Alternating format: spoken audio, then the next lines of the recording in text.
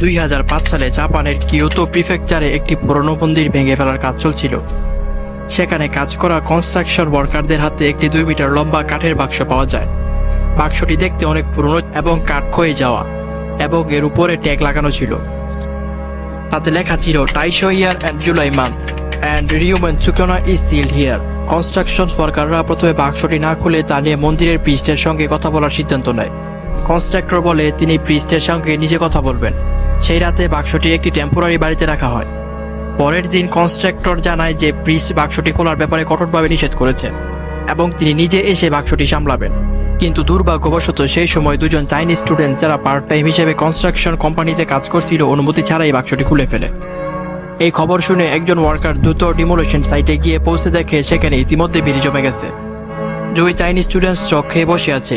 তারা কিছু বলতে পারছে না, কোনো রেসপন্স দিচ্ছে না, এমনকি জাপানিজ ভাষায়ও না, যা তারা ভালোভাবে জানতো। কনস্ট্রাকশন ওয়ার্কার্সরা বাক্সের ভিতর দেখতে পেলেন একটি মামিফাইড বডি, যার ছিল 2টি চেহারা, 4টি হাত এবং 2টি পা। তা দেখে মনে হয় একটি সায়ামিজ টুইন্সের বডি, যারা ডিফর্ম চিলড্রেন ছিল। এরপর প্রিস্ট এবং তার ছেলে ঘটনাস্থলে আসেন। প্রিস্ট জিজ্ঞাসা করেন, বাক্স কি খোলা হয়ে গেছে? যখন তিনি জানতে পারেন যে বাক্স খোলা হয়ে গেছে, তখন তিনি বলেন এখন খুব দেরি হয়ে গেছে, যারা এটি খুলেছে তারা হয়তো আর বাঁচবে না। তিনি কিছু এক্সোরসিজম করার চেষ্টা করেন, কিন্তু খুব শীঘ্রই খবর আসে যে একজন চাইনিজ স্টুডেন্ট হার্ট অ্যাটাক করে মারা গেছে এবং অন্যজন মেন্টাল হসপিটালে ভর্তি। এমনকি সেখানে কাজ করা ওয়ার্কার্সদের মধ্যে কয়েকজন হাই ফিভারে ভুগতে শুরু করে, এমনকি কোমাতেও চলে যায়।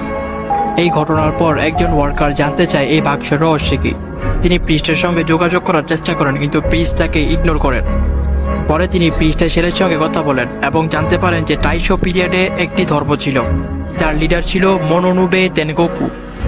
এই তেনগোকু ছিলেন একজন টুইস্টেড ব্যক্তি। তিনি সেই সময়ে ডিফর্ম লোকদের কিনে নিয়ে তাদের সাথে ভয়ঙ্কর রিচুয়াল করতেন।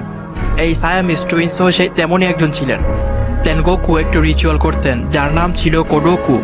এতে বিষাক্ত পোকামাকড় একসঙ্গে রাখা হতো এবং শেষে যে পোকা বেঁচে থাকতো তাকে আলটিমেট কার্স হিসেবে গণ্য করা হতো।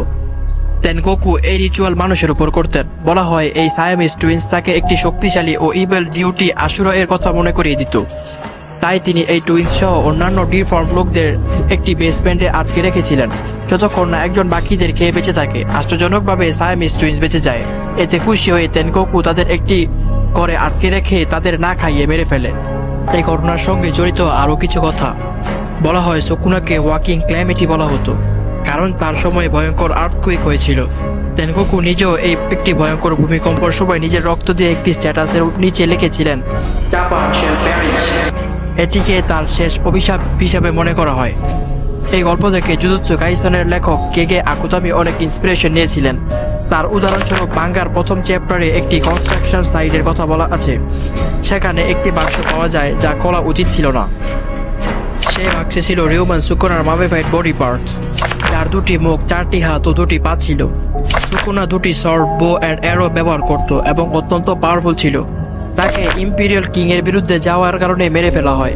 আশ্চর্যজনকভাবে গিফু প্রিফেকচারে সুকুনাকে ডিমন হিসাবে নয়, বরং একটি লোকাল হিরো হিসাবে দেখা হয়, কারণ তিনি একটি বিষাক্ত ড্রাগনকে একা মেরে ফেলেছিলেন এবং স্থানীয় মানুষকে রক্ষা করেছিলেন।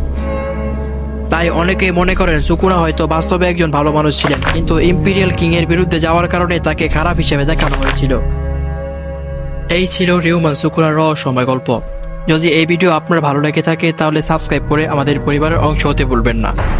আরও এরকম রোমাঞ্চকর কন্টেন্টের জন্য ভার্সস ফিকশনের সাথে থাকুন।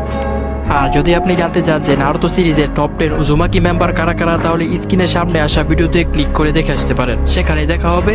বাই।